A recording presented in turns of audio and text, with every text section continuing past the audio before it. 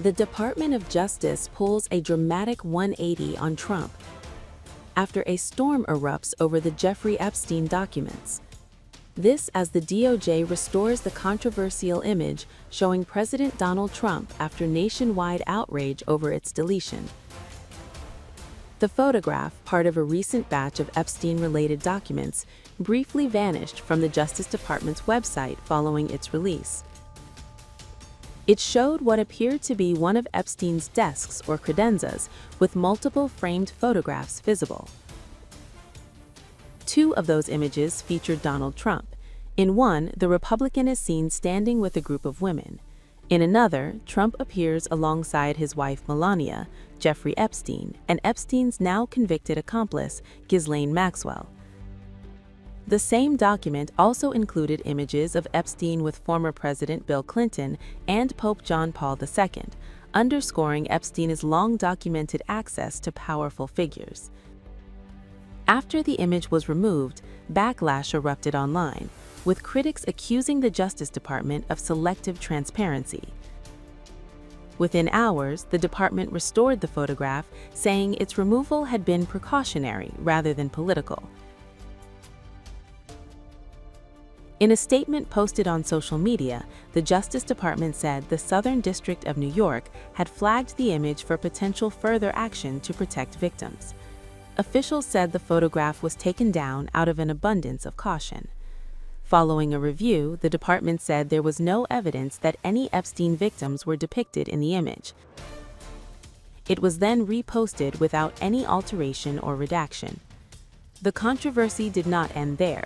Reports soon emerged that at least 16 files from the same Epstein document batch had also been removed. Those files reportedly included explicit artwork, photographs of mail slots filled with envelopes, a tiled hallway, and a notebook page listing names and apartment numbers.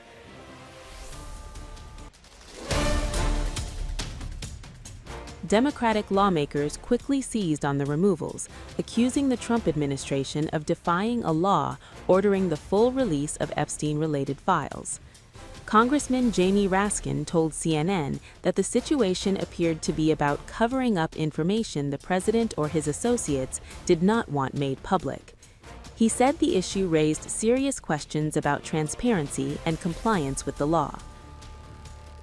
Republican Congressman Thomas Massie, a longtime advocate for full disclosure in the Epstein case, echoed those concerns.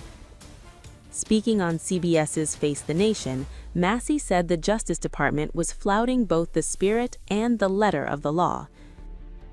Massie said he would not be satisfied until Epstein survivors were satisfied. He also claimed a 60-count indictment implicating well-known individuals had not been released, describing the situation as selective concealment rather than transparency. Facing mounting criticism, the Justice Department issued further clarification. Deputy Attorney General Todd Blanche said the only redactions being applied to the documents were those required by law. He stressed that the department was not redacting the names of politicians or other individuals unless they were victims. It's very simple and very clear. The statute also requires us to protect victims. And so the reason why we are still reviewing documents and still continuing our process is simply that, to protect victims. So the same individuals that are out there complaining about the lack of documents that were produced on Friday are the same individuals who apparently don't want us to protect victims. Well, you can see in that photo, there's photographs of women. And so we learned after releasing that photograph that there were concerns about those women and the fact that we had put that photo up. So we pulled that photo down. It has nothing to do with President Trump. There are dozens of photos of President Trump already released to the public, seeing him with Mr. Epstein. He has said that in the 90s and early 2000s, he socialized with him. So the absurdity of us pulling down a photo, a single photo, because President Trump was in it, is laughable. And the fact that everybody's trying to act like that's the case is a reflection of their true motivation. They say they are considering looking into the possibility of impeachment proceedings, contempt, even criminal referrals for obstruction of justice for DOJ officials.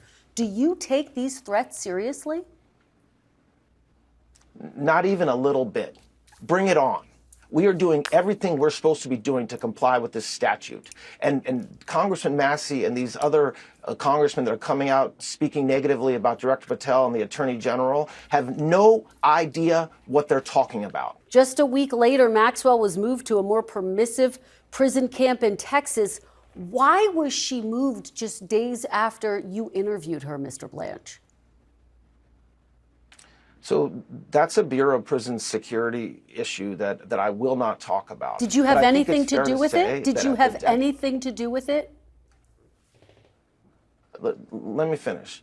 First of all, I am responsible for the Bureau of Prisons. So every decision that they make lands on my desk to the extent it needs to. But just let me talk about the security issue. At the time that I met Ms. Maxwell, there was a tremendous amount of scrutiny and publicity towards her, and the institution she was in, she was suffering numerous threats against her life. So the BOP is not only responsible for putting people in jail and making sure they stay in jail, but also for their safety. So the answer is, I don't know whether there'll be additional prosecutions. Based on the information that we had in July, based upon the information that I'm aware of now, we are not prepared to bring charges against anybody, but we are learning new information all the time. We learned the names of additional victims as recently as Wednesday of this week.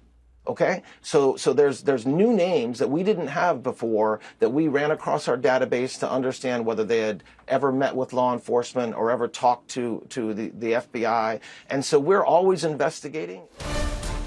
In a follow-up post, the Justice Department reiterated that point, saying it was acting consistently with the statute and applicable laws, and that no political names were being shielded.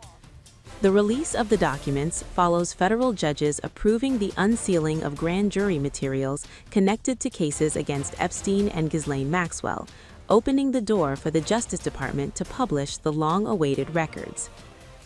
There were new Epstein photos released today showing you and also Bill Clinton, Steve Bannon. What were your reaction to those new photos that were released today? Well, I haven't seen it, but I mean, everybody knew this man. He was all over Palm Beach. He has photos with everybody. I mean, almost... there are hundreds and hundreds of people that have photos with him, so that's no big deal. I know nothing about it. Despite the controversy, a preliminary review by the New York Times found that President Trump's name appears rarely in the released material. Much of the information remains redacted, with officials citing the extensive effort required to review the files and the need to protect victims. Still, questions persist. Trump and Epstein were known to be close friends for years, according to reporting by the Times. Trump's earlier reluctance to release federal Epstein files fueled speculation over what those documents might contain. His allies have previously confirmed that his name does appear in Epstein-related records. With images removed, restored, and scrutinized, the Epstein file saga is once again exposing the fault lines between transparency, politics, and justice. And as pressure grows, the question remains whether the full truth is still waiting to be revealed.